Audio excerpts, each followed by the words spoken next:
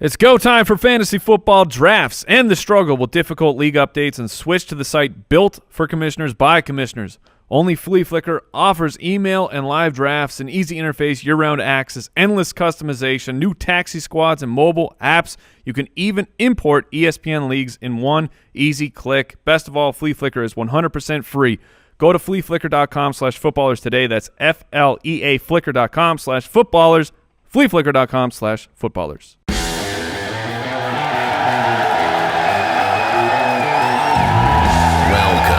To the Fantasy Footballers Podcast, coming to you from Draft.com Studios, with your hosts, Andy Holloway, Jason Moore, and Mike Wright.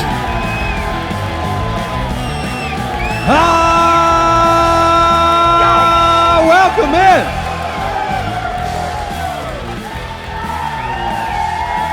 Welcome in to the Fantasy Footballers live in New York. New York City. What's going on, everybody? We've got a great show for you today. We've got a dominant quick question. We've got ice and fire on the show today. We have a live mailbag right here, right now. The Foot Fan. With a special guest. A very special guest.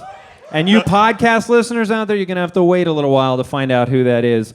But we got a great show for you. And we got one more stop on this tour. We're coming to Phoenix. Well, we're from Phoenix. We're going home. So we'll be in Phoenix for a live show on August 24th. BallersLive.com for tickets. Thank you to everybody who came out to this show. This is impressive. The Foot Clan right now. They're emanating. It's insane what is happening. Ridiculous. You can follow us on Twitter at the FF Ballers. Look, we're jumping in. You guys ready to go? Oh, I'm always ready. Now, you remember it's live, Jason. So it's going to be a good careful. time. They can't edit me out here. So let's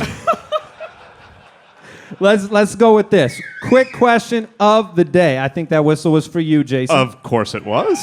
You're wearing that blue. It's Thank you, good. sir. All right, here, quick question. What running back, not currently being drafted in the top 10 at the position, has the best chance of ending up the year number one overall at the running back position? It's a tough question. It's a tough question because this happens, right?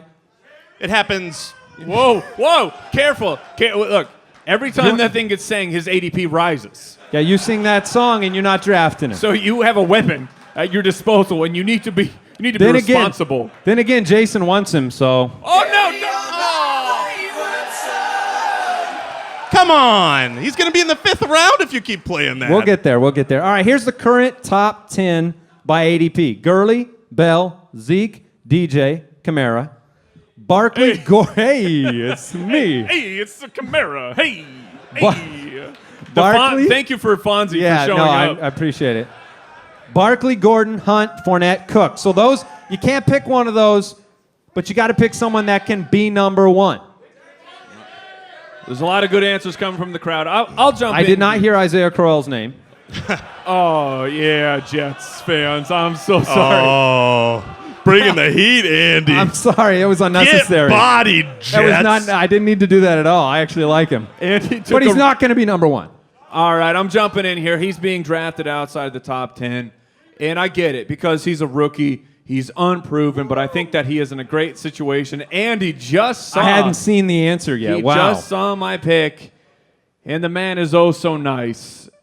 Oh, I didn't realize that I'm picking a division rival here, so deal with it. But Darius Geis, I think, has a tremendous opportunity. And we're put picking on the guys, hay blockers. You'll be all right. We're putting guys from the outside the top 10. So we're talking longer shots. But here's the deal.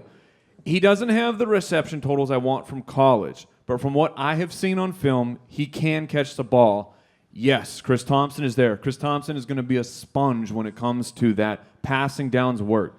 But if we can get Eddie Lacy type receptions for Darius Geis, and I know it's very in vogue to be a hater now on Eddie Lacy. Of just years ago, he was the hotness. Eddie Lacy was the greatest. Everyone's got the scars and the burns from the recent years. He was great. He was a top 5 dynasty pick. Eddie Lacy was catching 35 to 40 receptions a year. If Darius Guice can get in that range, and he's getting all the goal line work. Look, 2 years ago, Washington had 17 rushing touchdowns.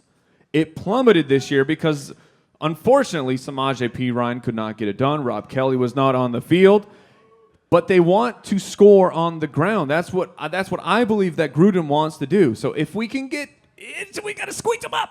Squeeze them up into the 35 range. Well, he's your long shot. He's your long shot number one. He's a long shot, but he is the type of guy who, at the end of the year, if he has 10-plus touchdowns on the ground, I will have no shock in my face. Or anywhere. I've been grounded. You're fine. I'm wearing rubber. It's passing through. Yes, I'm fine. Okay, look, for me, it stood out as Jerick McKinnon. Sure. Yeah. Look, Jerick McKinnon, here's what the number one running back in fantasy the last 3 years. 2015, Devonta Freeman, 73 receptions. He only had 265 carries. 2016, DJ had 80 receptions. That would be David Johnson. No. David Johnson! You're not giving it back to him until he's back? Here's the deal. After the first David Johnson touchdown, I will be tearing the shirt off of my body, and I will reenact the entire music video. But until that happens, I'm trying to be reserved. Todd Gurley, 64 receptions last year. Jerick McKinnon has this clear path to reception totals, and so I give him that shot, right? Only so many players are going to have the opportunity to catch that many passes.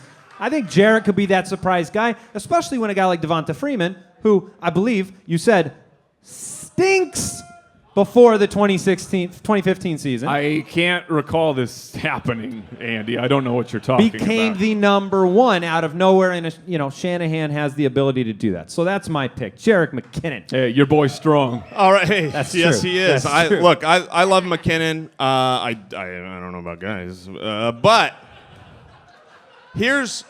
there are two guys that when I look at the players that are a little bit further outside of the top 10 that I think, hey, they have the talent. Well, carry on. Oh, don't get me started. Hold your horses. We'll raise his ADP later. The glasses fog up when you talk about carry on, so I'm going to need you to be quiet.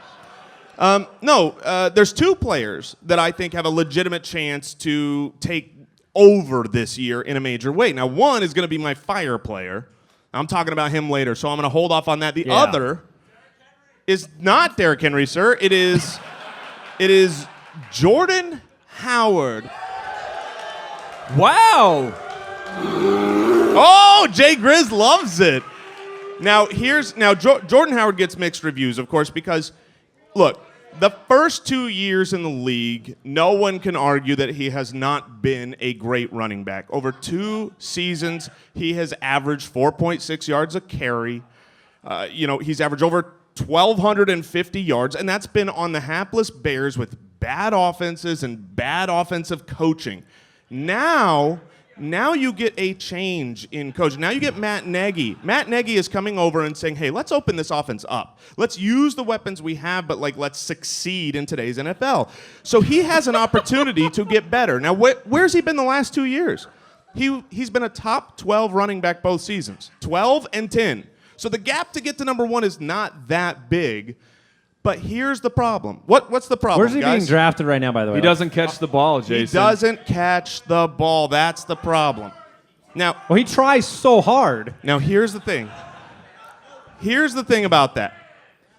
So you can argue what you want about his pass catching ability. A lot of people believe. What about Turok, bro? That there is. Look, I love Turok, but he's a gadget player. Turok Cohen is a great dinosaur hunter. Not a great between the tackles runner.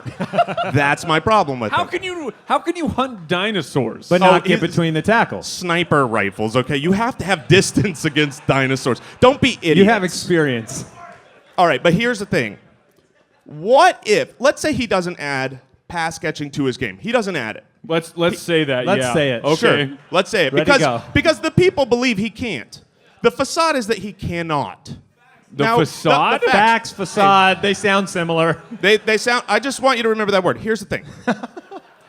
If he doesn't, and he's still on a better offense, maybe he's the number 8 running back. He was 12, 10. He didn't catch passes.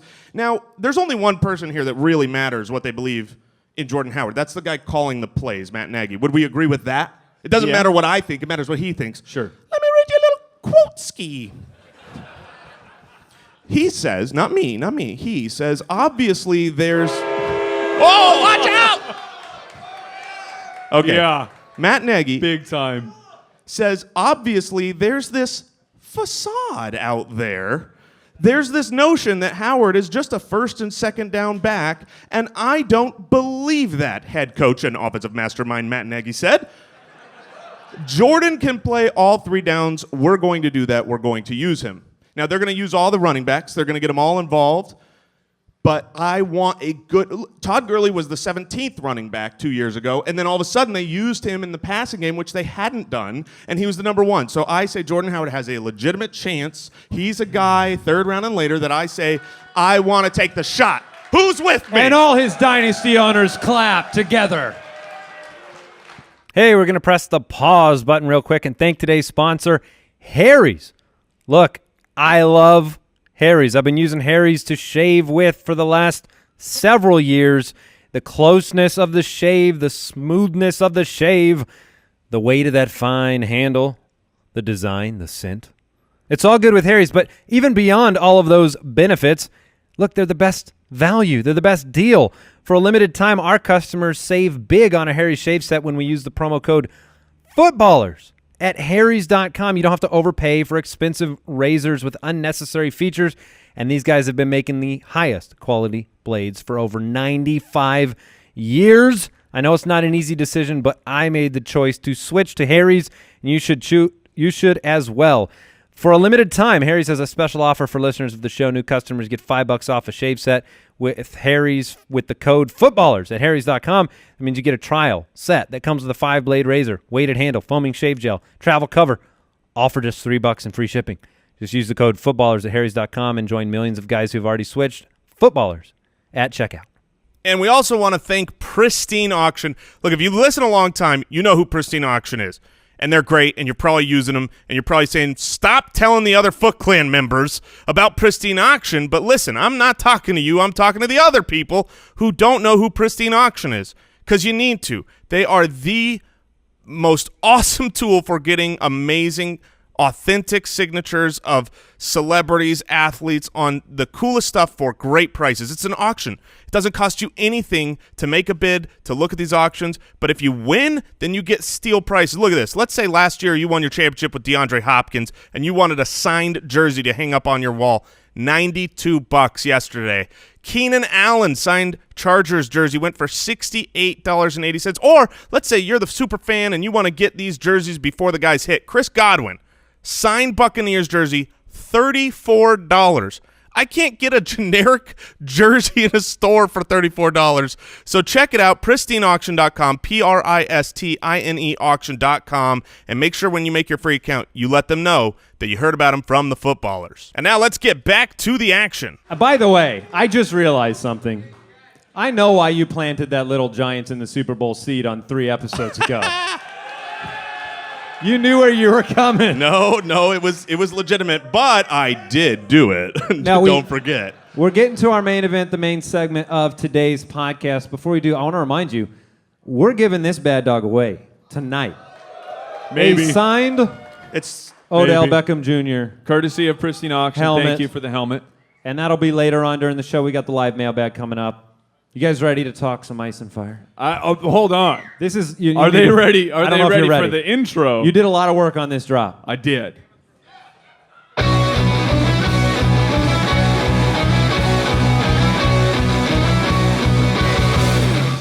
Ice and fire.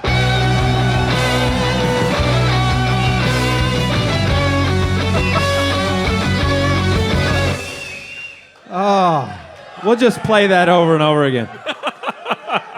what great music you came up with, Mike. That is your guitar. Look, it had nothing to do with that. Nothing. The North does remember. No, that was like the Midwest remembers. We're talking. Don't you know we ice. remember? Don't you know? Come on. We're talking ice. We're talking fire, and we're talking busts, and we're talking breakouts. And I'm going to start it off with my ice player. We've each chosen one. Can't wait. I've been saying this for a little while. Mm-hmm. But now I'm going to say it louder into this microphone. Oh, bro. We might have a double up here. Rashaad Penny. Rashaad Penny. Jason, I am so very sorry to break it to you. Yes, there is a player named Chris Carson. Thank you. I didn't know that. I'm going to add it to my argument.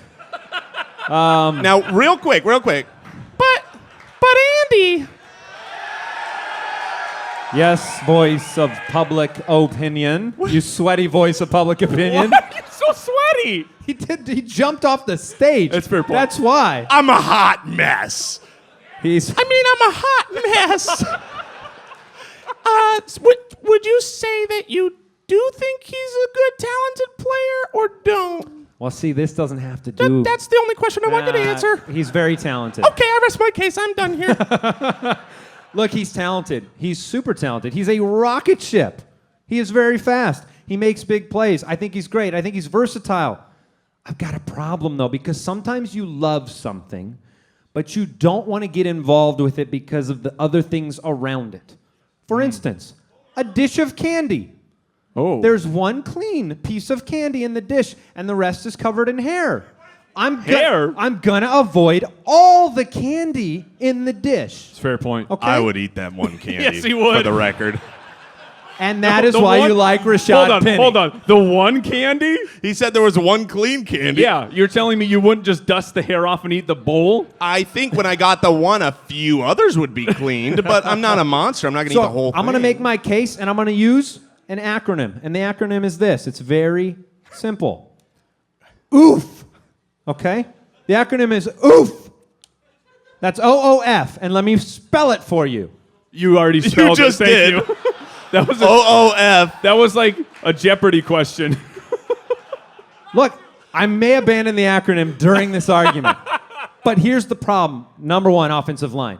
Okay? Seattle had the 27th ranked offensive line according to Pro Football Focus last year out of 32 teams. 27th best. They permitted their running backs 0.6 yards before contact. Not so good.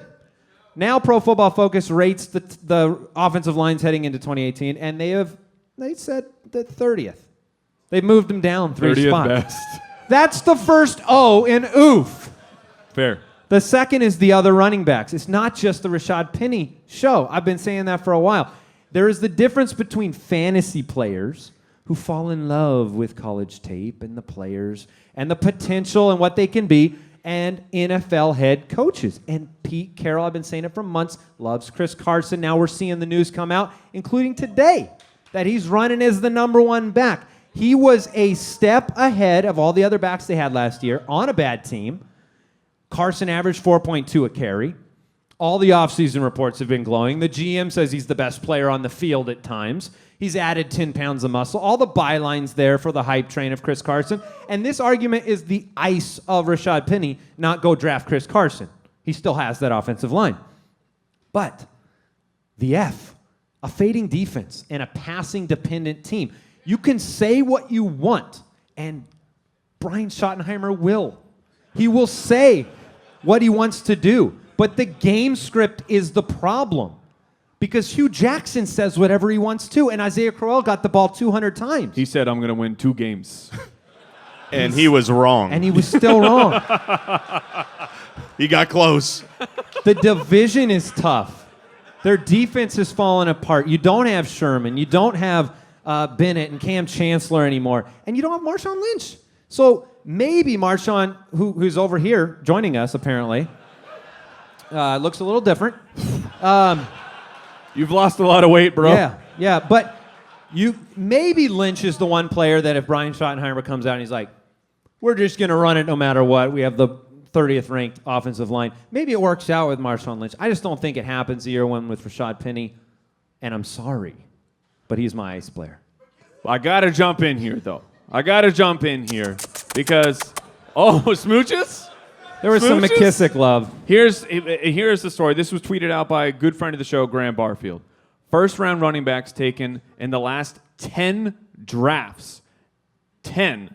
Average. That's I'm 10 familiar years. with that That's number. 10 years. That's a long time. They averaged 230 touches, almost 1,100 yards from scrimmage, and almost 13 PPR points per game. That's a lot of history. And people Are any of those players Rashaad Penny? No, we haven't had that. But look, Chris Carson, I get it. Chris Carson is there. He had one great game where he went 20 for 93 against the San Francisco 49ers. You know who else had great games against the 49ers? Everyone.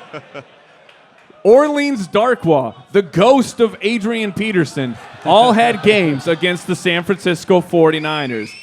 After that, Chris Carson was still the starter, and against the Titans, 11 for 34, 12 for 42. Granted, that's the game he got hurt against the Indianapolis Colts. These are numbers that Pete Carroll loved.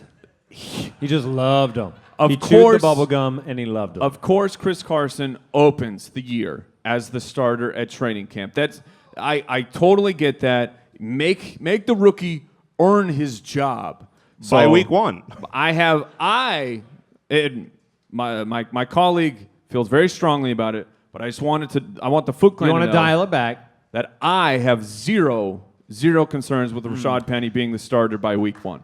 Yeah, that's great. And just to weigh in And on all that. his owners said. To weigh in on that, because, prior to the draft season, Rashaad Penny was my number one favorite guy, obviously Saquon Barkley excluded. He doesn't count. He's like not even a rookie in this Did you year's say class. your number one favorite guy? Yes, he was my favorite guy.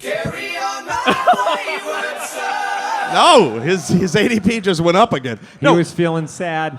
they were my number 1 and 2, but it was that order, and that prior to the draft. I will grant you this, Andy. Right now, Rashaad Penny is being drafted in the 4th round. That's high. And there It is is. a lot of risk. So, if I have to decide between Rashaad Penny in the 4th or Kerryon Johnson in the 7th, I would rather have Kerryon Johnson, even though by the time Jason, that did we you not- keep playing these drops, he's going to be in. He's in the 5th round already. Let me ask you this before we move on to Sure. your ice players. Would you take Sony Michel, heads up, or Kerryon Johnson? Or not Kerryon, That's sorry. a fantastic Sony Michel question. or I'm more confident in the Rashaad Penny. I'm more confident in the workload of Rashaad Penny. And that's what would make the pick for you. Yeah, but it's a great question Okay. because they're very close. Well, I think people are going to face that All right, decision. Yes, who they you are. got, Mike? Who's your ice? So my ice player, it's time to say goodbye to a man who continues to get paid giant sums of money. Jimmy Graham. I'm sorry. I've got to ruffle some feathers out there. Apparently this is Jimmy Graham country and I was not He's aware. won people championships in years past. Here's the deal. Seattle didn't want him back. They let him go. They knew what Jimmy Graham could do, and what did he do? He went from 14.2 yards per reception down to 9.1 last year, the lowest of his career. He went from 57 yards to 32 and a half yards per game. That's the lowest since his rookie year. Here comes Jimmy Graham. He caught the pass. Oh, he's tackled. And you want context? Do you want context for those numbers I just gave you where he dropped from 14 yards of reception to 9, from almost 60 yards to 32 yards? He had an extra target last year. He was getting volume. And that turned into 8 fewer receptions, 400 fewer yards. His catch percentage absolutely plummeted. And here's the point I want to talk about for Jimmy Graham, because I loved Jimmy Graham. It's unfortunate. These guys get older, they get injured, and then it becomes time to move on for fantasy football. But everyone wants to talk about touchdowns. Jimmy Graham, touchdown machine. Because last year, he led the league in targets inside the 10. He had 16 targets that he turned into 8 touchdowns. let's take a look at what Green Bay has given the tight end position inside the 10. 2017, we're talking 6 targets. 2016, we're talking 5 targets. In 2015, Richard Rodgers had a big one because he had 10 targets inside the 10. Those touchdowns are not coming. And that's everything for Jimmy Graham. If you are going in on Jimmy Graham, you're saying he's catching 10 touchdowns because he can't do what he used to do, which was be a dominant force at the tight end position. 5th round pick. Oh, 5th round pick. Does that hurt you physically? A 5th round pick for a guy that you're saying, I'm projecting 10 plus touchdowns at the tight end position, and unless that man's name is Gronk, you are doing your projections and yourself a disservice. Let me ask you this, because I want to test how cold you are on Jimmy Graham. Your might. Jimmy Graham, Greg Olson. I think I know your answer. Greg Olson. Jimmy Graham, Evan Ingram. Ingram. Jimmy Graham, Kyle. Can I hear it, Ingram? Yeah! Yeah! Jimmy Graham, Kyle Rudolph. I'll take Rudolph. Jimmy Graham, Delaney Walker. I will take Delaney Walker. Now we're going down to the 8th round, Mike. Now we're... Jimmy Graham, Trey Boo Boo. Oh! Give me that picnic basket and Trey Burton. Let's keep going. Jordan Reed.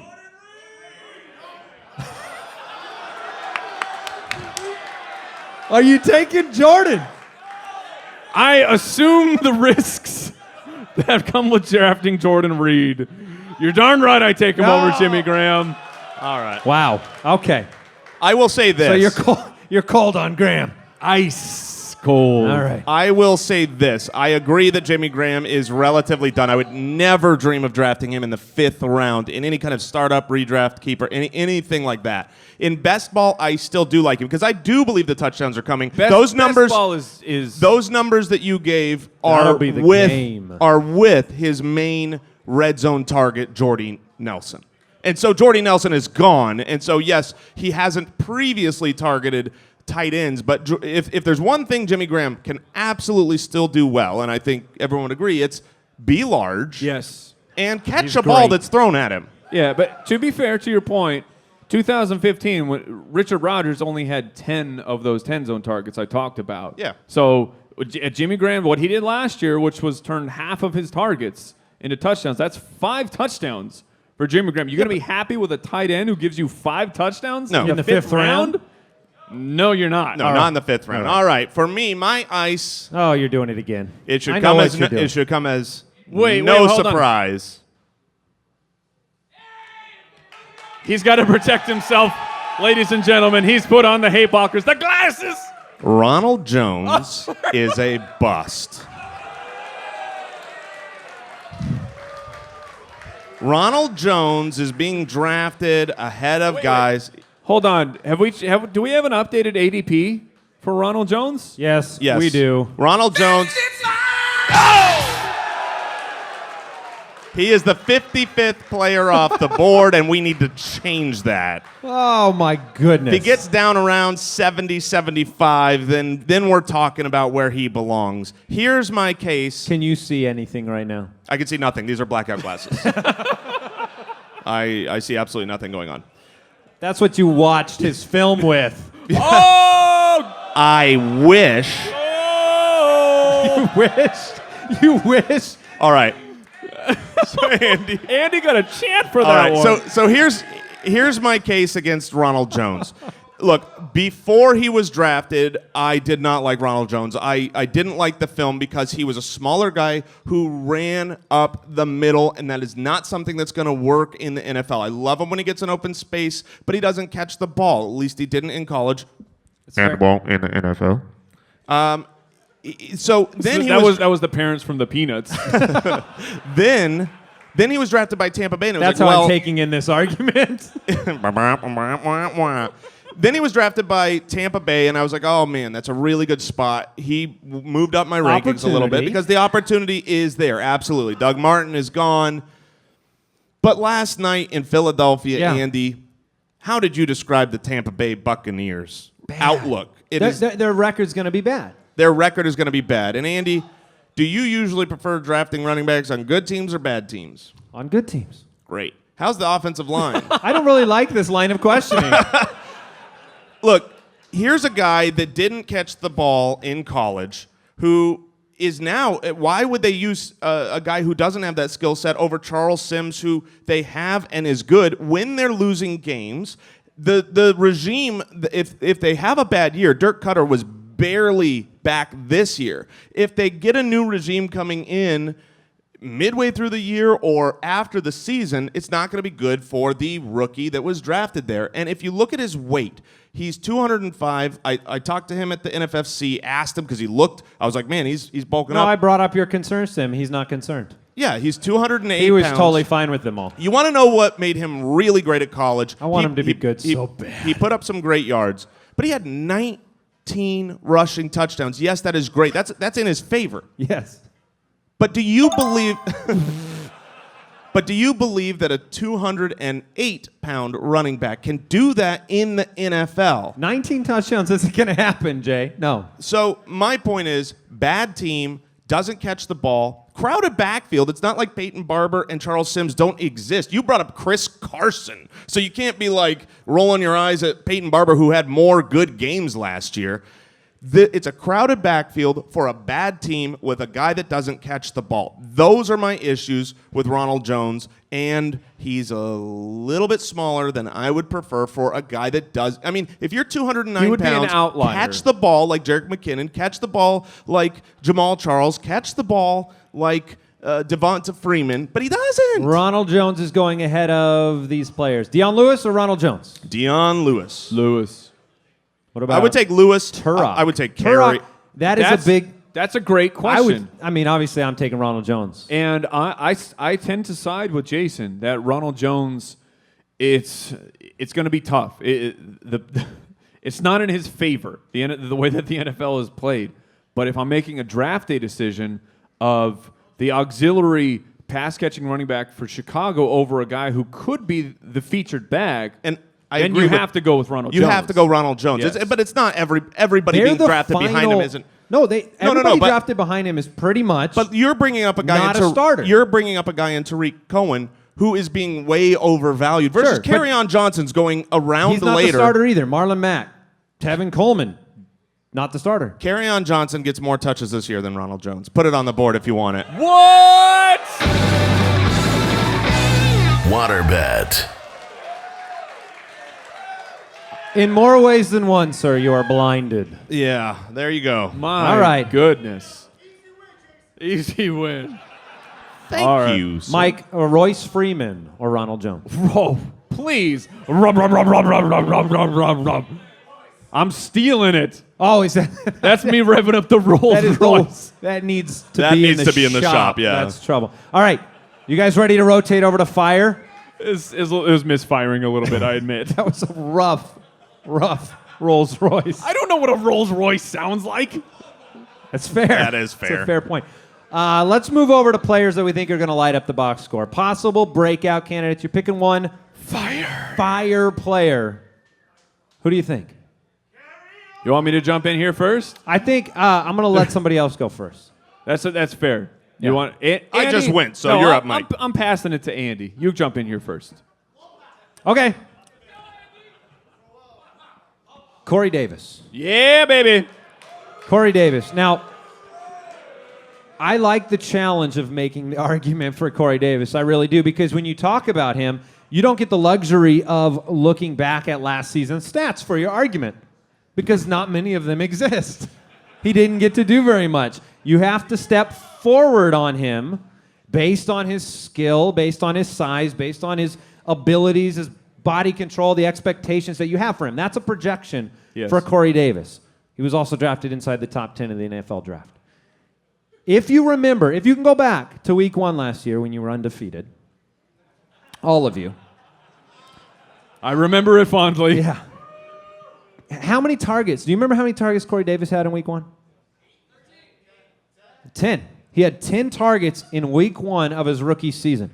Then he got hurt, okay? And sure, hold it against him if you want to, but he got hurt. He did not come back and do anything until late in the season when he had the game you hope he could have in the playoffs against Malcolm Butler when he put up 98 yards and 2 touchdowns. So if you want to make the argument for Corey Davis, it's pedigree, right? Jason, if I ever hear you tell me that Case Keenum has the most touchdowns and yards in college history again, it'll be too soon. He does, though. But yeah. But I'm going to just do that now because Corey Davis is the all-time receiving yards leader in college. That's pretty good. I did not know that. He's 6'3", 209. When he looks in the mirror, you know what he sees? He sees Brandon Marshall on the other side. Fair. That's who he is. If you look at the comps, he's what Brandon Marshall was. He should get a new mirror. It's weird. It's actually a window and Brandon Marshall's at his house, and it's awkward. But here's the thing about the Titans, and Jason's been quick all offseason to say how much he likes the Titans' offense to improve and get better. They're going to be good. Here's what they were ranked 28th in pass attempts over the last 2 years. There's a lot of room to move up in pass attempts over the last 2 years. They have 898 unaccounted air yards. Okay, that's opportunity for Corey Davis. And if they throw more, what is that? 1,000, 1,200 unaccounted for yards in an offense that you think is going to improve. You look at the hype train. Yes, it's the hype train, but one of the stars of the early portion of work has been Corey Davis. And the thing is Marcus Mariota, Corey Davis, they barely got to practice together last year.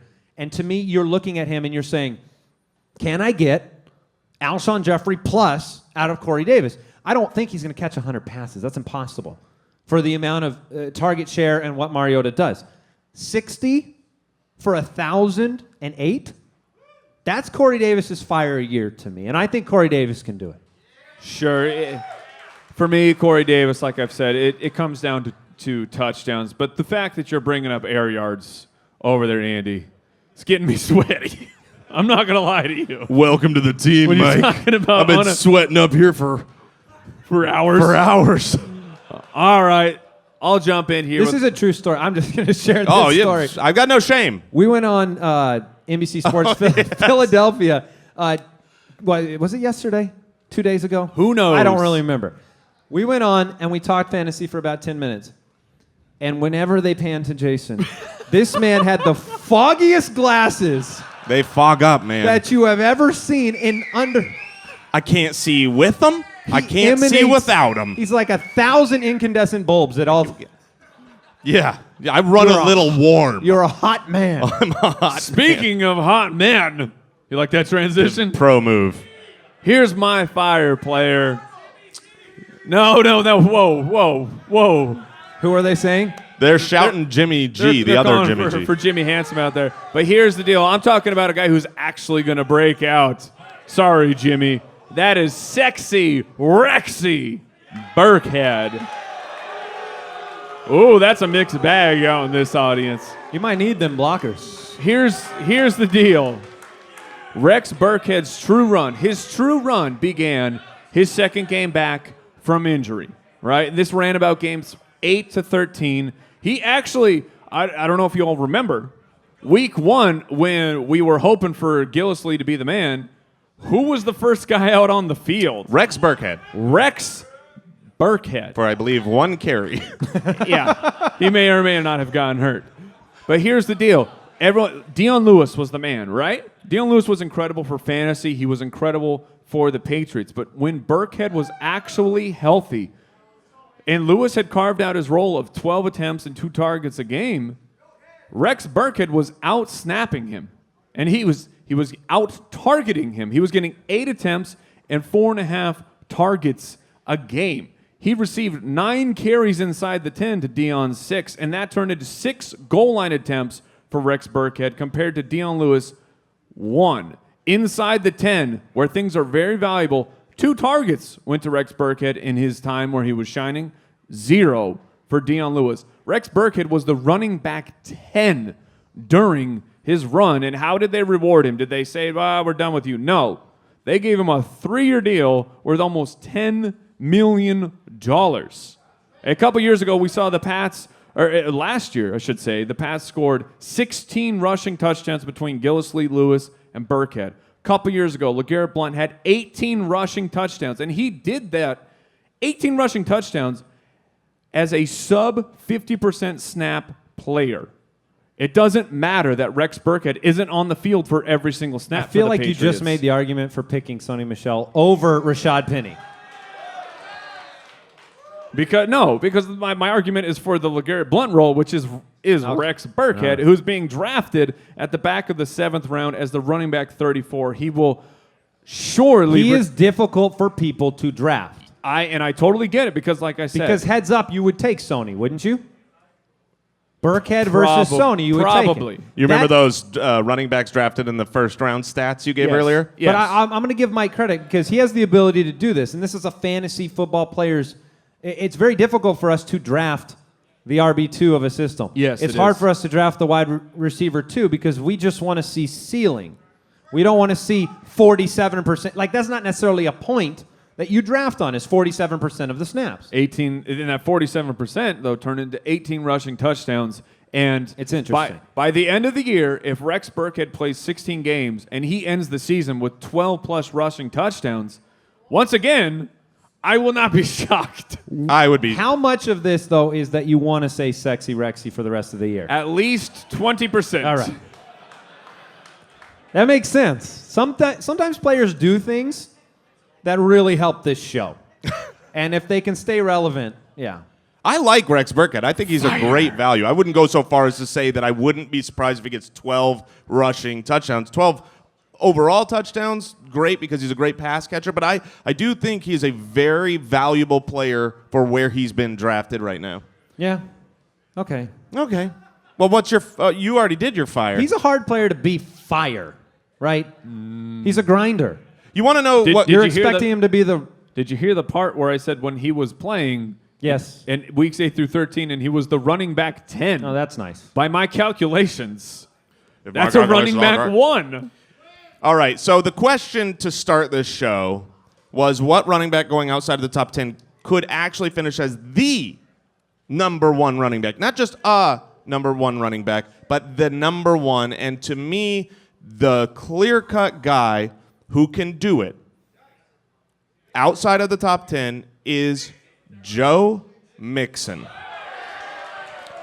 I can't believe someone yelled that out. Well, we've got That's a a- smart audience, It's Andy. a plant. That was Brooks. Brooks, was that So- you? Was that Brooks? Listen, Joe Mixon, I think everybody agrees he had a down rookie season. We were disappointed at his efficiency. You think we agree? I'll bet you there's some Bengals fans out there. Facts and film and performance and all of those things agree. They And come fantasy together. points. Yeah. So here's the deal.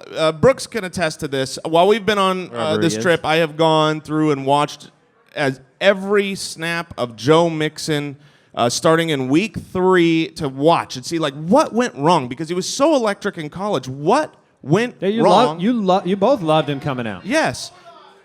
And you're right. The offensive line was as bad as you could possibly fathom. It was atrociously bad.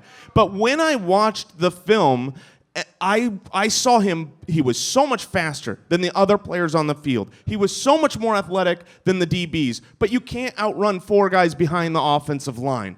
Then you have a weird thing that happened last year for the Bengals. First of all, he wasn't the starter to start the year. He didn't actually become the starter till like the second half. He did get Jeremy Hill. Yeah, Jeremy Hill. Jeremy Hill is gone. You burned bright, Jeremy Hill. Did you get that tattoo removed a few years ago, Mike? It was really big. I'm still working on it. Joe Mixon was a good running back last year with a bad offensive line. I will put my personal stamp on that. They made improvements this year to their offensive line in big ways. You know, they drafted a center in the first round. Cordy Glenn, we've got someone out there that knows the Bengals offensive got a line depth well. chart. He just pulled it out. At the left tackle. They've made improvements to this line, but there was also this Very really educated audience here in New York. There was also this really weird thing. This yeah, guy- go New York. That's right. Whoa, look at the man who is educated. Uh-oh. Eagles. He has an jersey's Eagles jersey. getting booed. Is he the one who told me Chris Carson exists too? Probably. Okay, so here's the deal. Last season, the Bengals as a team rushed the ball 377 times. 377. That is a very low number. How low?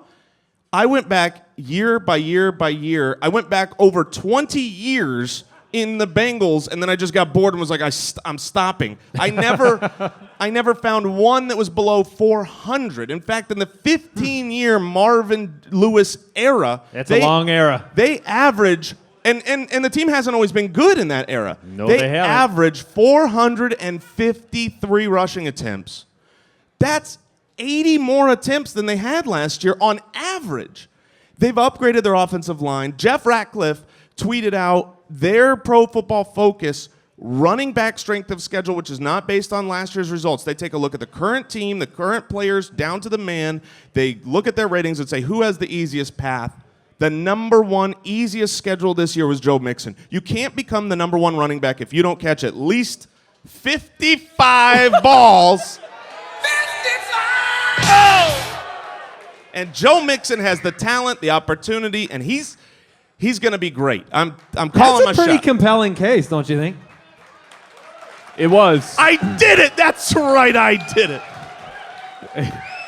It was very compelling if you leave all the other running backs off the roster. No.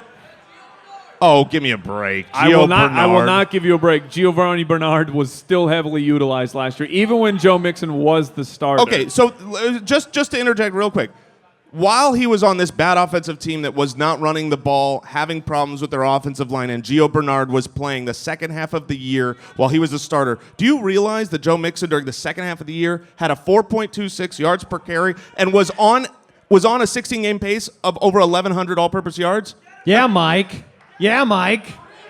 Cool. All right. Is it ready? Look, we're moving on. We got the mailbag. We're getting into the mailbag. You better warm get up ready, them pipes. Warm up the pipes. But and for those listening at home who don't know who our special guest is, I'm going to introduce him right now. We're going to welcome him back to the stage. The one, the only, ESPN's Matthew Berry. He's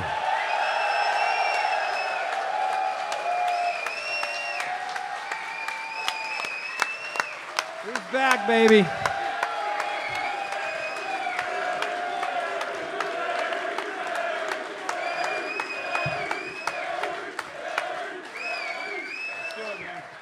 That's that Foot Clan welcome. We got a mic for you. He's grabbing it.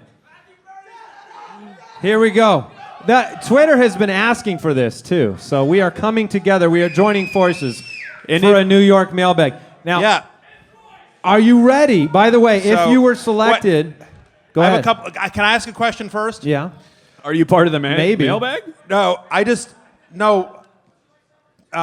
was backstage listening a little bit. Mm-hmm. Did Jason compare Jordan Howard to Todd Gurley? I sure did. I mean, you guys just let that slide. I'm like, we can only choose so many things. I mean, it just sort of slipped by there. And Todd Gurley went 17th last year, and so now Jordan. I'm like, have you watched either of those guys play football? That's a throwaway. How do you guys let Here's the deal, Barry. If you say enough stupid things, they just can't correct them all. Listen, I've made a career of that, so it's fair. That's a fair statement. But just so you know, my current footballers' rankings, first, second, third. I'm just so you know. Oh, that was just so you know. Ladies and gentlemen, let the audio show that Mike Wright was number one in the rankings. I now dislike Kalen Ballage all of a sudden. I'll tell you exactly. Oh, that's right. It's true. Well, it is. It's true. You and I share a not so secret love of Kalen Ballage, but when you were talking up Darius Geis earlier, I knew you would appreciate it. Yeah, listen, Darius Geis is my fantasy ride or die this year. Oh, all right. All right, if you're in the mailbag segment of the show, you got the bracelet. Come get in line. New York, are you ready for a mailbag drop? Warm up them pipes, because I need to hear it. Come get in line, by the way. If you're in the mailbag, come get in line behind the microphone. Mailbag time. Here we go. Mailbag. New York City. I knew you wouldn't let me down, New York. Now, as you come up to the mic, we're so thrilled to have you here, Matthew. Yes. Thank you, This my is huge. pleasure. I know the podcast, Fantasy Focus, getting started again next week. You've got the marathon coming up. Yeah. Well, so right, you guys know. Are you sure you're ready for the marathon? No, but I never am. Nobody's ready for marathons No one's ever, in any but context. So yeah, but appreciate you guys letting me be a company man. So August 13th, starting at 6 p.m. Eastern, ESPN, ESPN2, Fantasy Football Marathon. Thank you very much. We got someone for the 0601 fan. It'll be insane. So yeah, 29 straight hours of fantasy football coverage. What are you guys doing? Both networks. Be great. And I'm really excited this year. I think it'll be even more hardcore than it has been in the past. So I think No it's gonna water. They're denying them water this year. And so that's great. And yeah, for those of you who enjoy fantasy football podcasts outside of the footballers, the Fantasy Focus 0600 makes its daily return on Monday, July 30th. We'll be broadcasting live on Twitter this year. There's ESPN and Twitter stuff. made a deal. Good stuff. So it's a horrible idea. I'm going to be live for an hour. Like, it's the end of my career is what it is. But until they cancel us, 11 a.m. Secret Squirrel is in the house, by the way. What's up, Daniel? Shout out. Secret Squirrel is up there. I just see lights. Yeah. So, I believe you. All right. anyway, so 11 a.m. Eastern, every Monday through Friday, live on Twitter. And, of course, you can always download it on the App Store. All right, let's jump into the go. first mailbag question. Come up here, state your name, speak loudly into the microphone. Hey everyone, my name's Brett. Got a bit of a home league, need a little help with. You got it, man. 10-man, full PPR, no tight end. We play an extra flex, but you get 5 extra points for touchdowns over 50 yards. Okay. So I was thinking about stacking like a wide receiver with a quarterback, going Matthew Stafford, Marvin Jones for some value, but would love to hear your thoughts. Are 50-yard touchdowns too unpredictable to think about, or what would your strategy be? Sure, and you said a 5-point bonus for the Yes. 50-yard touchdown? Yes. So for me personally,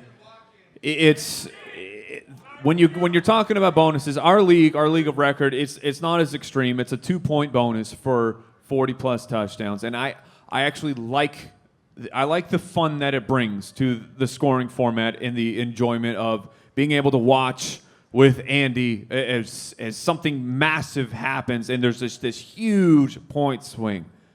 Having said that, while I like to have it, I don't play into the scoring system. I'm not counting on a player getting 2 extra 50-yard touchdowns. Like you said, predicting it, even Tyreek Hill, you're talking about 30-yard touchdowns, 40-yard touchdowns. He's not qualifying for that bonus. So it's fantastic. I like to have it in my league, but it definitely does not affect the way that I draft players. Matthew? I don't like to have that in my league. I mean, it just because it's I thought I was number 1, Matthew. No. Well, Andy. Am I moving down already? It's a very fickle system, but Very here's the fluid thing. rankings. Jason's I have to always check 3. That's the correct. important part. Yeah. I have to check the ADP. No, look. You mean number 3 in the rankings, Andy? No. Andy's 2. Andy's still 2. No. I'm just saying I don't love scoring bonuses like that just because it doesn't reflect real football, right? You don't get extra points for a 50-yard touchdown in real football, right? Fantasy football mostly resembles real football to the extent that it can. So having said that, I agree with your assessment there in terms of trying to draft towards that. I think is tough because big players are so unpredictable. What I would probably use it for is as a tiebreaker and maybe towards the end. Listen, you want to take a flyer late on Deshaun Jackson, and you should, right?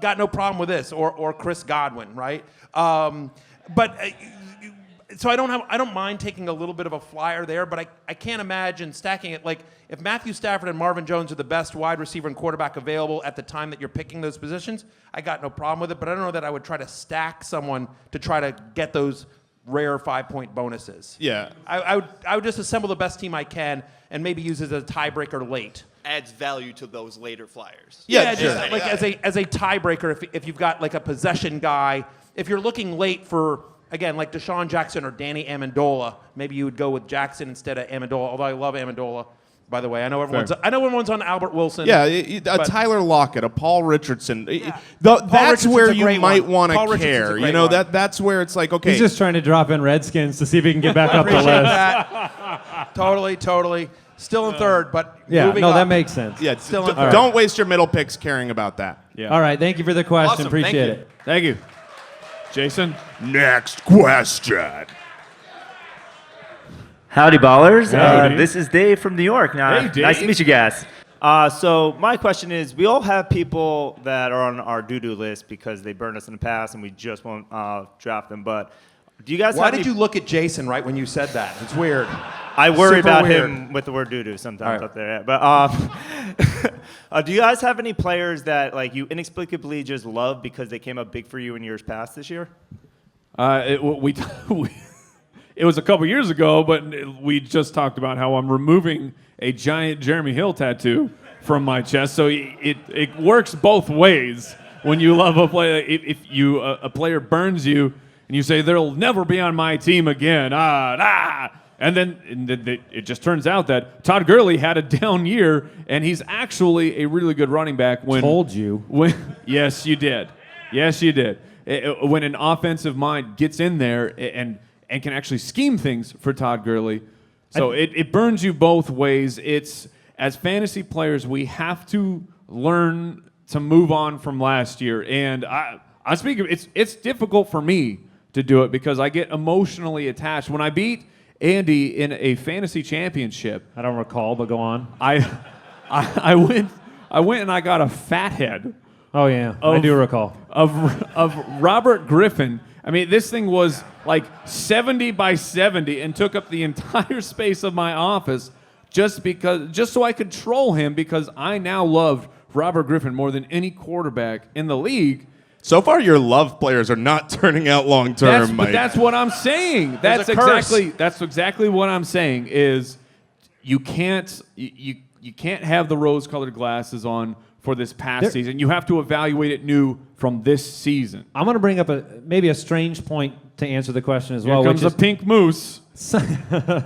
Sometimes, though, and I think of a player like Jerick McKinnon, right, who came into certain people's rosters last year and saved them in the middle of the season, right, putting up big weeks.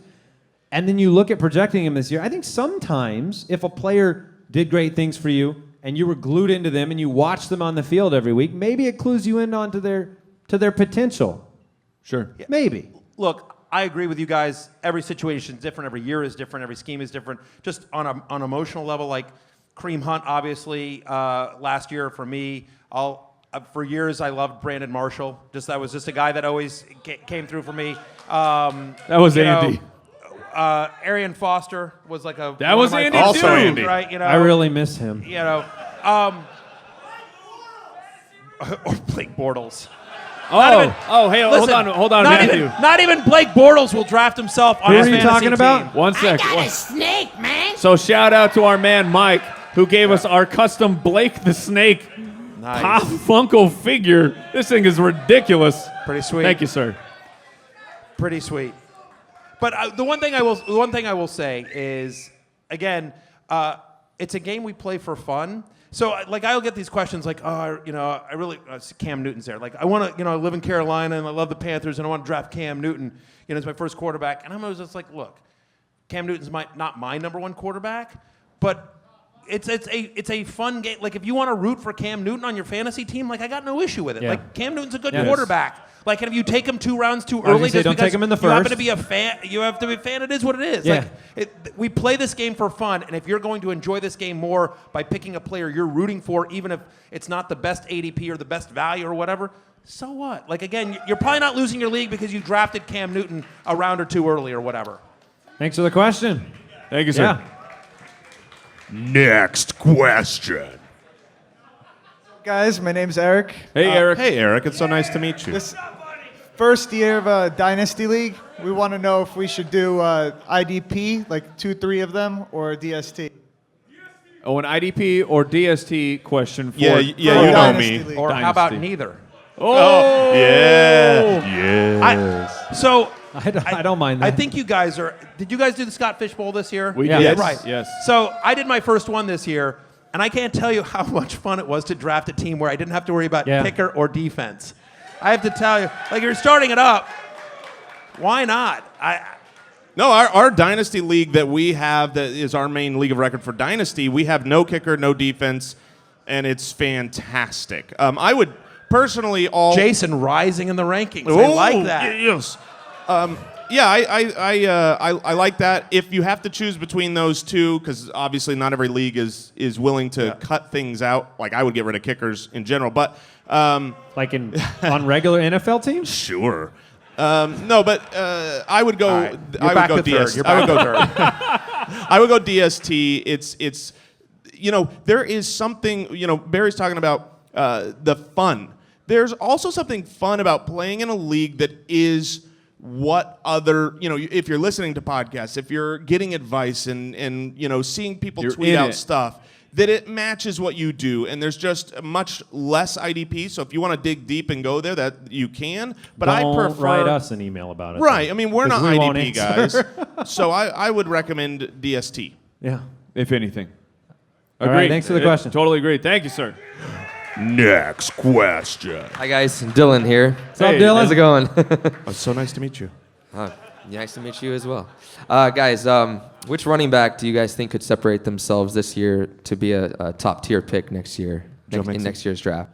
Also, somebody that tiers up, that levels up this season that we're talking about in the first 10 next year or something? Yeah, like top 3, top 4. Top 3, top 4. Yeah. I got a drop you can play. Oh, don't even. You cannot. Oh. What just happened? You don't believe that, though, right? That he can tear up? No, not tier up. He said top 3, top 4. No, I think you I- missed that part because like, you were prepping yourself for the song. Right? Are you asking basically the whole first section? Yeah, like just Like, so when the Like, is when, Chris- when these guys, right? You guys just did a whole section at the top of the show, like which. Well, I see what you're saying. outside No, the I- top 10 could get into. So That's who's fair. Top 3 or yours? Who's 4. yours then, Barry?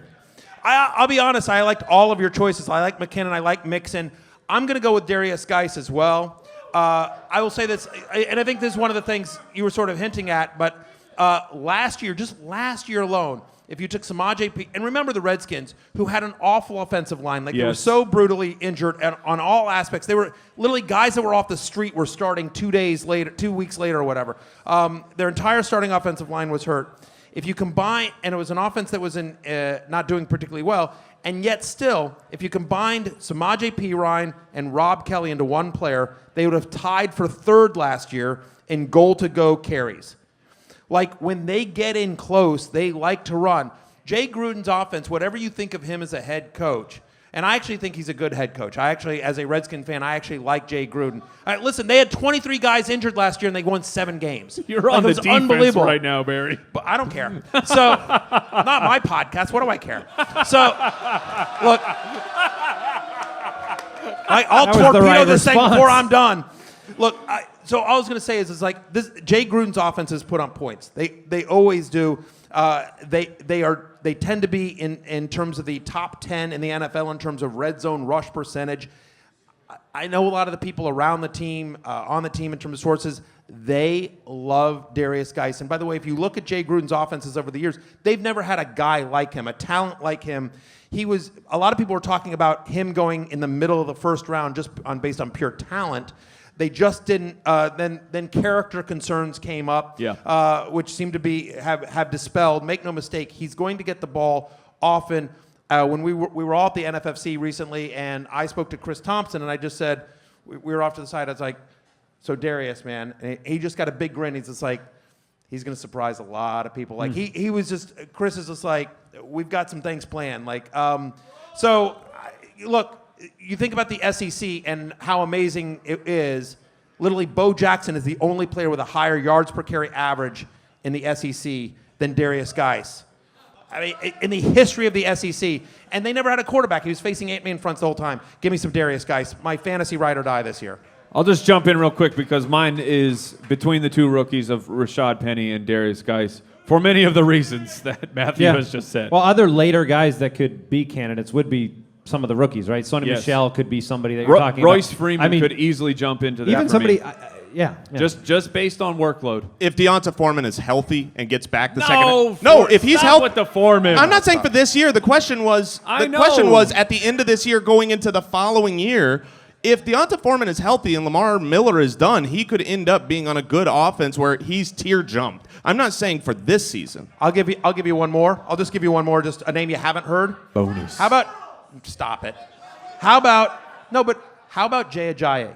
Look, it's a fair point. hang on. Look, they're I not get gonna it. like it. I was going to bring his name up. Don't make me come out there. Look, Please don't make him go out there. don't make me push Jason into the crowd. I have Because fallen I into will the do crowd that. many times. All I'm saying, look, I like Corey Clement as well, and I think he's an interesting late-round sleeper. But I will tell you, I interviewed Peterson at the Combine and asked him his thoughts on Corey Clement, and the first thing out of his mouth was, listen, he's great on special teams. And I'm like, scored a touchdown that's on... not good. Right. He talked about how good he was in special teams. He's like, and we're going to him in the offense as well. Look, and I know you got Sproles here, but if Jay Ajayi stays healthy behind that offensive line on one of the best offenses in football, look, I'm not saying it's going to happen, but you're asking They me for got a to guy pay him, that's though, like... right? They have to. He has to do it, and then they have to pay him. Yeah, understood. Right. But Yeah. all I'm saying is that is a guy in a situation that doesn't have a ton of competition, needs to stay All right. healthy, but... No, Was that could your guy, absolutely- Andy? You were going to go with I was going to bring up Jay Ajayi, and then I started to second guess it a little bit with the contract situation. But I believe 100% that Jay Ajayi in the fourth round is a steal right yeah, now, it's a good value. even in New York City fantasy drafts. Next question. Thanks, guys. Yeah, no problem. Thank you. What's up, man? Guys, I'm Ray. How you doing? What's your name? Ray. Make sure you use Oh, the what's up, buddy? microphone. We can't see you, so. Sorry. All right. So you guys all have Gordon and Landry in the top 32 wide receivers, right? Why do you think the Browns Yeah. can sustain 2 top 32 wide receivers when they didn't sustain a top 50 last year? This is a very fair question. Josh Gordon was, dare I say, heavily talked about on the podcast that's going to come out tomorrow. I highly suggest everyone jumps onto the YouTube. Yeah, and you might want to see the case for Josh Gordon. and see the defense of Josh Gordon. And my defense of those rankings, like I talked about on the earlier show, is the upgrade at the quarterback position. If it ends up being Tyrod Taylor the entire season, which in my projections it will be not, but that's a huge upgrade for Josh Gordon, who was manhandling NFL defensive backs after coming off the street from 3 years. He was just ready to go. And then we have Baker Mayfield waiting in the wings, who was my number one quarterback coming into the draft. I was shocked that the Cleveland Browns did the right thing and they took Baker. He's one of the most accurate quarterbacks in college history. He is a fantastic player, and if you get accurate passes to two wide receivers who can make things happen, who can get separation, who can do things after the catch, that's why you have them both ranked the way that they are. Jason, how do you feel? Yeah, well, I mean, you listen to the Philly show because I am very much not on the Josh Gordon train at his current price. And I actually have neither of them in the top 32. Our consensus rankings have it. That's true. My defense of your accusation is, how dare you accuse me, sir? Right.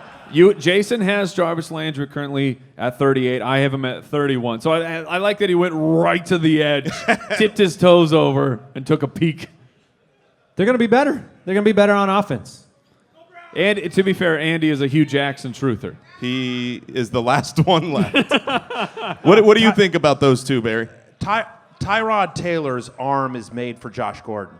Like that is a guy that he has a cannon for an arm. He can absolutely just chuck it down the field. Like Josh Gordon is a perfect Tyrod Taylor type player. Now, obviously, there's off the field concerns with Josh, but it's a good offensive line.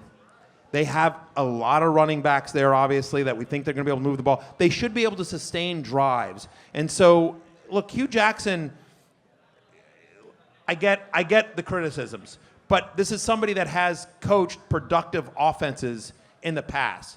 They've never had a quarterback like Tyrod Taylor. Like Tyrod Taylor is a good quarterback. I mean, Yes. the Browns aren't going to be any worse. He was a playoff quarterback last year. He was a playoff quarterback last year, and Sammy Watkins, when healthy, like on a points per game basis, Sammy Watkins was an elite fantasy wide receiver under Tyrod Taylor on an offense in Buffalo that was worse than what I think will be in Cleveland this year. Yeah. Yeah, I highly recommend checking out the beginning of the Philly show. That'll be up on Saturday. Thank you, audience, that knows that. Next question. We don't know where we are. We don't know what we're doing. Thanks, man. Thanks. What's up? What's up, dude? ballers? Matthew from Brooklyn, New York. What's up, Matthew? Nice seeing you guys. Solid name, solid name. I'm a big Jets fan. I loved having. I'm so sorry. You lost me. We got Vinny Testaverde in the audience. It's There you actually vintage. It started out well for you as a Jets fan, and then the room turned quickly. But that's some what of them are chanting. But that's what it's like to be a Jets fan. You have to wear a Testaverde jersey. Like, I know. That's what it's like. Let me go back. You're at like the Dick's Sporting Goods. Did he still have a Namath? Do you have a Namath? Okay. I All right, what's your question? I loved having Robbie Anderson on my team last year. Sure. But are there too many cooks in the kitchen on this Jets team to draft a running back or a wide receiver? No. I'm a big Robbie Anderson fan, and I read some of Matthew's 10,000-word manifesto, who makes the point that I was making as well, which is just look at his numbers from the middle of the season. He was I believe according to the manifesto, you broke down weeks 7 through 10, and he was what, wide receiver 4? Yes. I mean, he is a 25-year-old elite talent in the NFL that made Josh McCown one of the most accurate deep ball throwers in the entire NFL. And so I think Robbie Anderson, he's one of my steals of the draft this year at his current draft price. Yeah, I agree. And I know that you like Quincy Enunwa because you remember when he was playing. And I don't want to take anything away from him and what he was going to be, but he was going to be a de facto number 1. He'll be fine in that number 2 role if he's healthy and catching the ball. But Robbie Anderson is an actual player I would be happy to draft. But you also really like Isaiah Crowell as a draft steal. So because nobody's drafting Jets. But my point is, I think that we are in the correct place. We are in the city of New York. Yeah. I think Brooklyn. Fair. But I think you just need to admit that you are a closet Jets fan. I like Hugh Jackson. I like the Jets. Maybe I just like the underdog. You just like bad teams. Maybe I just like bad teams. I was a Gus Bradley truther. You found me out. Yeah, I'm a fan of Robbie Anderson's value, not so much of any of the running backs. I mean, Crowell could get it done, but I'm more worried that his inefficiencies are a him problem. The offensive line was fine for the Browns last year, and he had the one big year where he was very efficient, but that was on the back of a lot of big runs. I want to ask you how you think the backfield breaks down in New York. Do you think there's a chance they cut Bilal Powell and it's McGuire plus or Crowell than McGuire? I think I don't know if it'll be interesting to see if they actually cut Bilal Powell. I don't think they cut him. I think Rawls is a better cut candidate for cutting, but I think look, I'm an Isaiah Crowell believer as well. Yeah. Free Isaiah Crowell. Two peas in a pod here. But McGuire. You want to switch seats? Kalen Balazs. Am I number 1 yet? Yeah, you might be. You're at 1A. You're at 1A.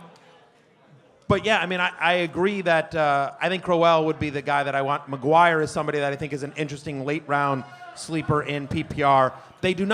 They've had every opportunity to give the job over to Bilal Powell, and they do not want to. Yeah, they don't want to do that. They don't want to. They think he's a complimentary back at best. Yeah. Thank you, Matthew. All right. Final question. Final. The final question. Okay. No more singing from Jason.